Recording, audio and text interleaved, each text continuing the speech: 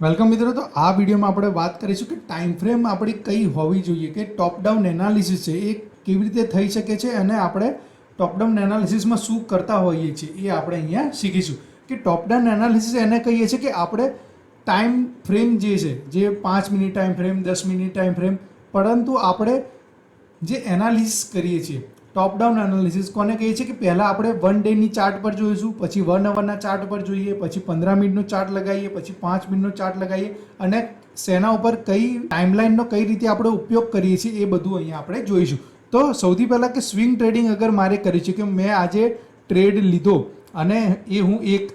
Week માટે, 15 દિવસ માટે, 1 મહિના માટે અગર હું એને એમાં પ્રોફિટ બુક ના કરું તો મારો સ્વિંગ ટ્રેડિંગ છે કે હું 1 મહિના માટે એ જે ટ્રેડ છે એને કેરી ફોરવર્ડ કરી દઉં. તો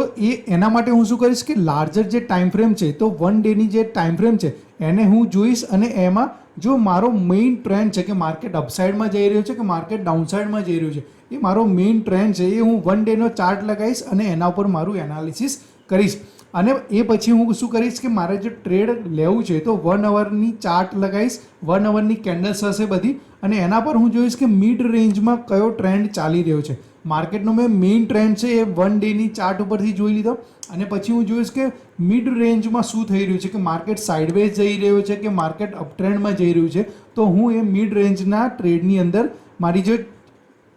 1 અવરની કેન્ડલસ્ટિક છે એ ચાર્ટ લગાવીશ અને એના પર હું મારું એનાલિસિસ કરીશ. અગર મારે ઇન્ટ્રાડે ટ્રેડિંગ કરવું છે તો ઇન્ટ્રાડે ટ્રેડિંગમાં હું શું કરીશ, 1 અવરનું ચાર્ટ લગાવીશ, એના પર હું મિડ રેન્જ ચેક કરીશ. એ પછી હું જોઈશ કે મારે 15 મિનિટની અંદર, 15 મિનિટની જે કેન્ડલસ્ટિક છે એની અંદર મારી જે ઇન્ટ્રાડેની સ્ટ્રેટેજીસ છે એ આપણે બધી આગળ ડિસ્કસ કરીશું. એ ઇન્ટ્રાડે સ્ટ્રેટેજી હું 15 મિનિટના ચાર્ટ ઉપર મારી એનાલિસિસ કરીશ અને એના પર લગાવીશ. અને જ્યારે પણ મારે ટ્રેડ એક્ઝિક્યુટ કરવો છે, મતલબ એન્ટ્રી યા ફિર એક્ઝિટ કરવી છે, તો 5 મિનિટની ટાઈમ ફ્રેમ છે એ હું લગાવીશ અને એના પર હું ડિસાઇડ કરીશ કે મારે ત્યાં એન્ટ્રી લેવી કે નહીં. એ બધી વસ્તુ હું 5 મિનિટની જે કેન્ડલસ્ટિક્સ છે એ પેટર્ન લગાવીશ મારી ચાર્ટ ઉપર અને એના પરથી હું ડિસાઇડ કરીશ કે મારે ટ્રેડ અહીંયા લેવો કે નહીં, એક્ઝિક્યુટ કરવો કે નહીં. તો આપણી જે ટોપ ડાઉન એનાલિસિસ છે એ આ રીતે થતું હોય છે કે પહેલાં હું મોટી ટાઈમ ફ્રેમમાં ચેક કરીશ કે ત્યાં રેન્જ શું ચાલી રહી છે, ત્યાં ટ્રેન્ડ કયો ચાલી રહ્યો છે. તેના પછી હું આવીશ મિડ રેન્જમાં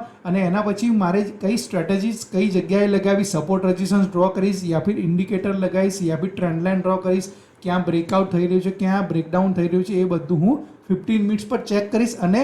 કઈ જગ્યાએ મારે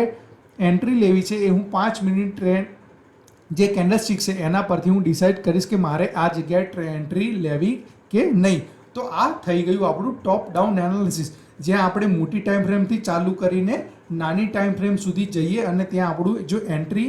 લેવલ છે એ ડિસાઇડ કરીએ, નક્કી કરીએ.